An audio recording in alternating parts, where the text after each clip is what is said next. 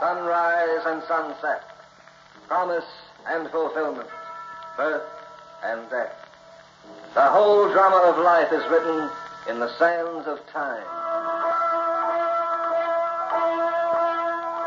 We present a new series of radio programs, The Clock.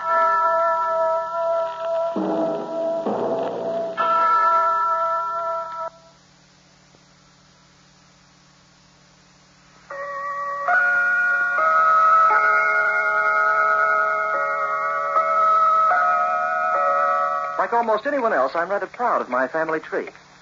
My ancestry dates back to the first sunrise, if you'll be tolerant of a bit of boasting. Like Adam and Eve, my family made its beginning with day and night. Later, we expanded. You heard of the sundial? Well, he was a grand old patriarch on my father's side. And I've had a few famous cousins and aunts in the Middle Ages. They measured their existence by notches on a tallow candle. As the family grew, so grew our prestige. Big Ben, for instance, is a famous relation of mine. Yes. In the old days, we were very dignified and severe. But today? Well, the younger generation is rather frivolous, I'm afraid. My great-great-grandfather was a solid old gentleman who was very close to the King of France. You ought to see his great-great-grandniece. Of all things, she's decided to become a wristwatch.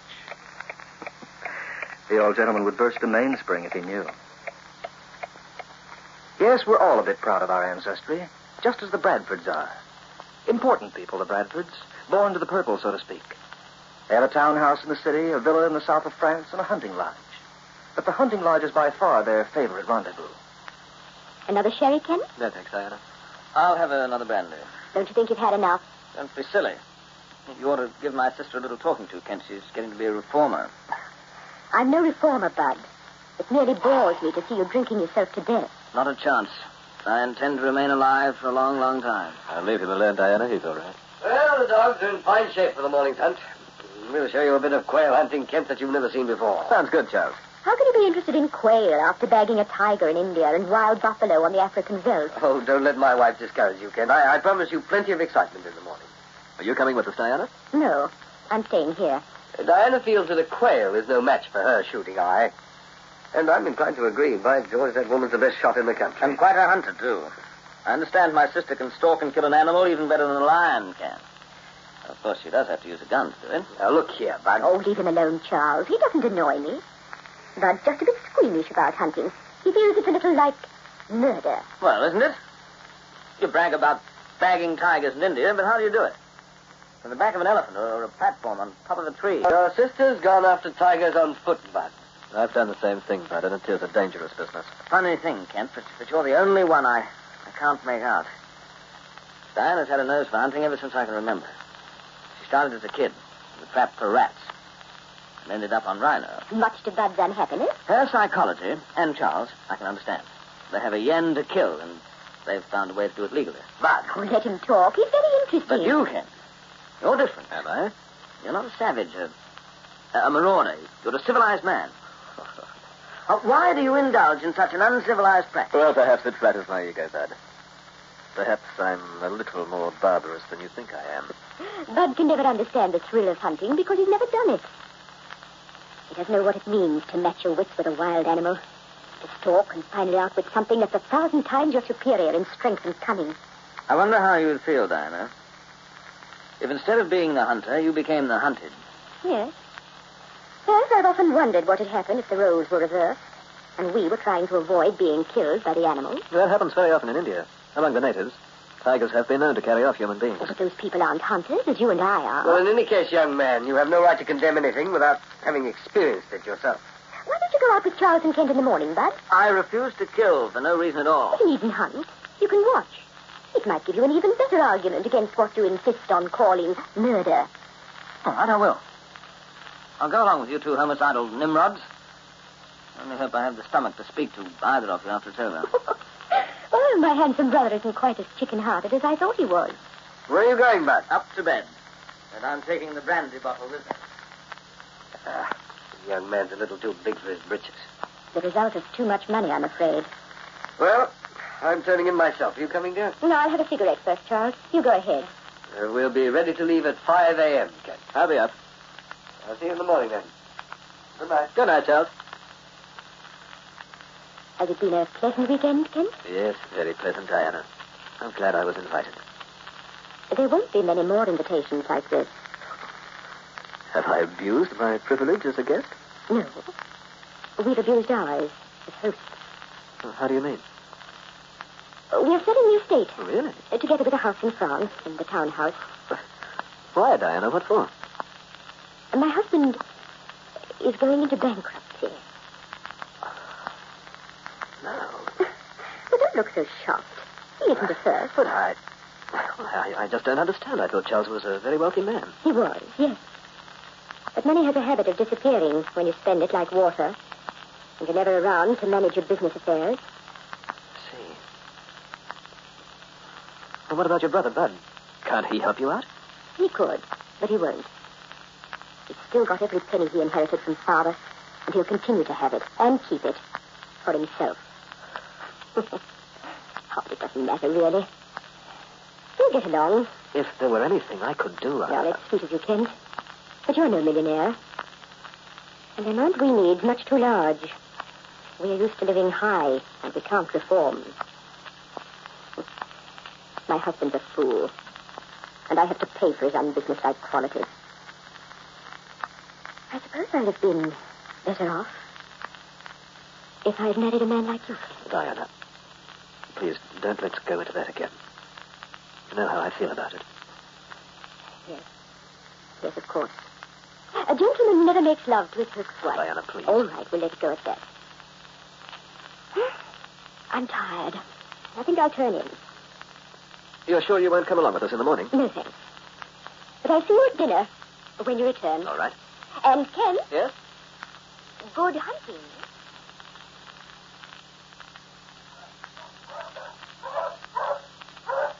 Fine morning, eh, Kent? Wonderful, Charles. A perfect morning for killing. Now, look here, lad. If you're coming along with us, let's have none of that. Bud, try to be tolerant until the hunt is over. That's my best. Those are two very excellent pointers you have there, Charles. King over here is the better one, though. The prince is just a bit over-anxious at times. He's inclined to false point on occasion. I think Queenie's caught a ground tent. What happens when those dogs locate the unlucky creatures, you butcher them in their nests? We flush them before we shoot, Bud. We don't fire unless they're on the wing. That's very decent of The them. dogs are entering the woods. Perhaps they're after something a little bigger than quail. No, I doubt it. Let's follow them in.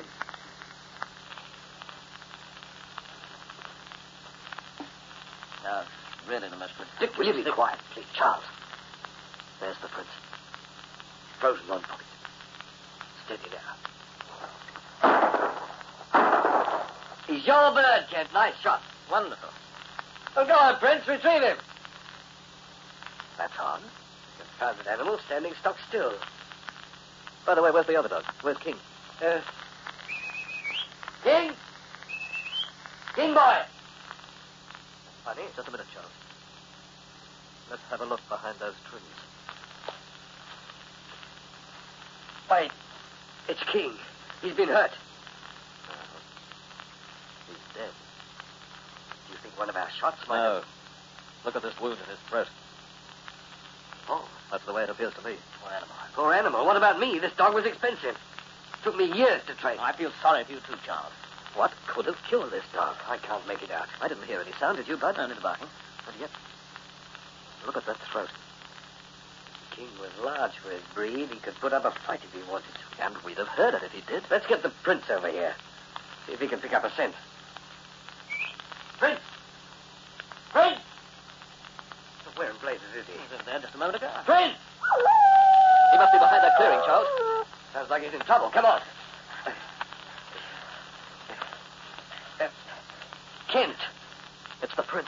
But look. Look at his throat. It's been mangled in exactly the same way. I can't believe it. How can two dogs be killed right under our noses? Why didn't they bark? Why didn't they struggle? Let's have a look at the ground. I can't understand. Charles, What is it? come over here. Look at this. What's that? Footprints? Yes, in this wet patch of ground. Look at the size of them. They're over a foot long. What kind of an animal could have made those prints? I don't know, Bud. I thought I'd seen the tracks of every animal under the sun, but I've never seen anything like this before. We seem to have run into a new type of monster, Charles. And a killer as well.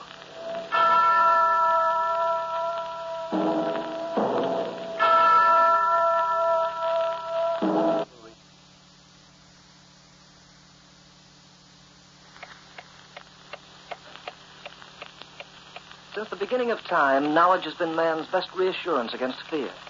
It has always been the unknown, the incomprehensible, that he has been afraid of. The first mammoth tracks for the prehistoric man, the first gorilla prints for the African savage, and now, for 3 lone hunters, these mysterious and fearsome impressions in the mud. Have you found any more prints, Kent? No. Just these 3. 3? Yes, like a triangle. Well, you think this creature may be 3-legged? I don't know. Well, what will we do? I haven't decided yet. We're only carrying small-bore guns. If this monster's as big as you think it is, we... Well, the hunter seems to be a little worried. His gun isn't big enough. He needs nothing less than an armored tank to bag a rabbit. One more crack out of you, Bud. Brother-in-law or no brother-in-law? Charles, take it easy. My 2 best dogs. Massacred like chickens. If I could get a bead on whatever did the job, You want to try? Hard game if you are. I once saw a man bring down a lion with a light Springfield rifle. It was a lucky shot and it took nerve, but he did it. Between the 2 of us... The 2 of us is right. We won't get any help from this fool over here. Well, I'll tell you what I'll do, Charles. I'll take the place of your dogs. What? I'll scout for you. I'm good at that sort of thing. You just watch the old bloodhound hit the trail. I'll yell if I see anything suspicious. Bud! Come on, let's follow him. Those footprints baffle me completely. Why only 3? And the web marks, I can't make those out either. They look something like a duck print. A duck? Providing you could find a duck that was 9 feet high. Is that how big you think the animal is? At least. I wonder... You wonder what, Charles? Well, I've heard stories. Wait a minute. Bud! Yes? You all right? The old bloodhound is still on the trail. What were you saying about stories, Charles? Well, they had to do with prehistoric monsters, swamp creatures from out of the past. Well, whatever it is, we'll catch up with it soon enough. Charles, wait. What's the matter? I want to examine this tree. You find anything unusual? Look at these holes. What are they? I'm not sure, but they could have been caused by heavy claws. There's nothing in the branches up there. Yet something must have scraped and climbed part of the way up this trunk very recently. Our quarry, Charles, may have wanted to keep an eye out. For us. I don't like this business, Kent. Neither do I. I think we ought to go back for more help. We could round up a party of 20 or so and beat the woods in a circle. Then, with bigger guns, we'd be in a better position. Yes, that's not a bad idea. Well, let's get started. Wait a minute. We've got to get Bud back here. Bud! Bud! He must have got too far ahead of us to hear. We'd better catch up with him, Charles. It would serve the idiot right if he got lost. He can't be too far away. We're only separated by a couple of 100 yards. Bud! Where are you, Bud? He's trying to trick us. I don't think so. You don't know this brother-in-law of... Charles. What? Don't move. What do you see? There's something in that underbrush. Oh, blast its head. Don't fire. Wait until it moves. I don't see anything. Come a little closer. Quiet. Kent! Kent, look! It's Bud. His throat, Kent. He's dead.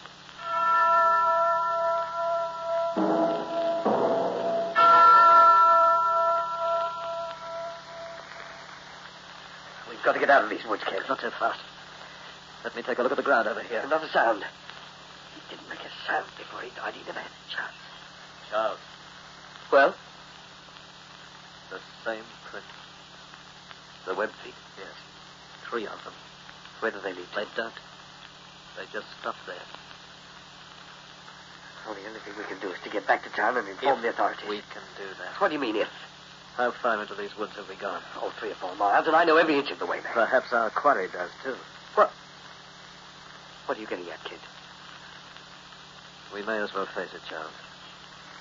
We're not the hunters anymore. We are the hunted. I don't know what you mean. We're being tracked down and slaughtered one by one, the way I've tracked and slaughtered so many animals myself. Oh, are you going crazy, kid? No, I'm not going crazy. I'm just being honest and logical. Do you remember what Bud said to us last night? How would we feel if the roles were reversed? If the animals hunted us Yes. Now I know what he meant. That's exactly why I want to get back to town. We can't run away from it. If we get panicky, we haven't got a chance. So what can we do? Face it, Charles, and use the strongest weapon we still have, our brains.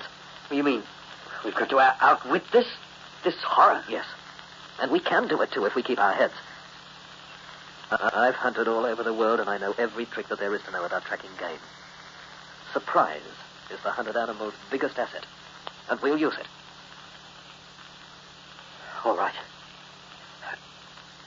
We are no longer the hunters, Charles. Remember that. We're the quarry now.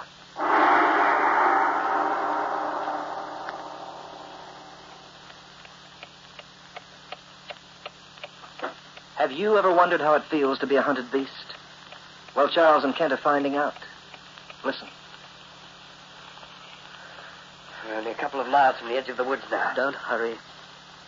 Walk slowly and watch. Kent. Yes. Look at that rock. It's a blood smear. Fresh. I'd say it was made in the last 5 minutes. Then that monster must be nearby. Can you climb, Charles? Climb? A tree. It forks about 10 feet up. We'll be fairly safe there for a while. I think I can make it. Go ahead. I'll cover you as you go up, and then you can cover me when I follow. All right. I've got a plan in mind that may work. We'll go over the details up there.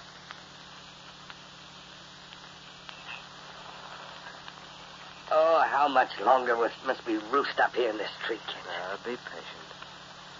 Your life is worth a little discomfort, isn't it? We've been here for hours. We haven't seen a thing. But we're still alive. Well, what about that plan you talked about before? Yes, I think it might work. Shouldn't we get on with it? It's getting dark. That's exactly what I'm waiting for. The doctor? Yes. We'll be at a disadvantage. Oh, no, we won't. The hunted are most dangerous in the dark, and we are the hunted. Charles. Well? There's something I want to tell you about. What is it? It's about Diana and me. Diana and you. You're a good friend of mine, Charles. I've just got to be honest with you. This thing's been on my mind for so long. What is it? She's in love with me, Charles. I don't know how I feel about her, but I'm not going to wait around long enough to find out. I'm leaving the country. If we ever get out of here alive. And I'm leaving for good. Well? You needn't make any excuses. I don't care any more about Diana than she does about me. And you weren't the first man she's gone for since we were married. What? Well, she thinks she's been very clever about it, but she doesn't fool me. Certainly surprised to see you taking it that way. Stop being surprised and get us out of here. That's the only thing that interests me now. It'll be dark in a few more minutes, and then we can go to work. We'll place the trap right below this tree. You're setting a trap? Yes. Something that I learned in South America. I hope it works. And if it doesn't? Then it won't make any difference to either of us about Diana.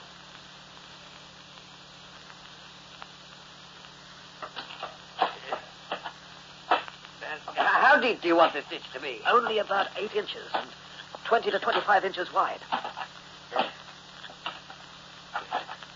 All right. Let me have your hunting knife now. What are you going to do? Plant it in the ground. Here. Thanks. Stick it in. Blade up. Over there. Oh, yes. I'm beginning to see what you're getting at. We'll try to attract our monster in this direction and keep our fingers crossed. If he trips over that ditch, as I expect him to, then he'll fall on top of this knife blade. But won't he see the ditch? No, not if we cover it carefully with twigs and leaves. I better start doing that right away. There aren't enough dry leaves in this clearing, Kent. There may be some over the other side. Oh, I'll go and get some. Oh, wait a minute. I thought I heard something. I didn't hear anything. All right. When we've covered this ditch, we'll raise our voices to attract its attention. What about the rifles? We'll each take a stand on either side of the tree, and when we spring the trap, we'll both fire as well. That ought to do the trick. I wonder what it looks like. A hunter? Yes. I'd rather think about it. I'll get the rest of those leaves. Don't go too far. No, I'm all right. I can see up to 20 yards ahead of me. Now that the moon's coming out. Find some, Charles? Yes. Over here. All right, come back. No, wait a minute. There's something... Charles! No.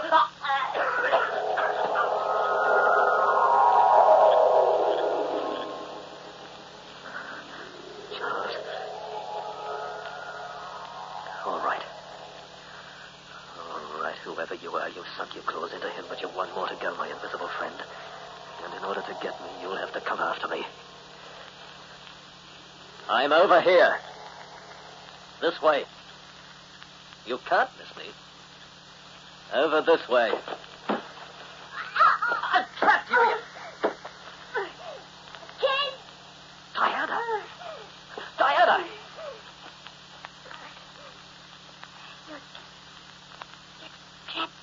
Oh, no. The monster wasn't you. I was rather clever about it. Don't you think? So that's why the dogs didn't make a sound. They recognized you. I didn't want to kill you, Ken. Just the others. And the dogs had to go before I could get to them. But why, Diana? Why did you do it? I killed Bud for his money. And I killed Charles for you.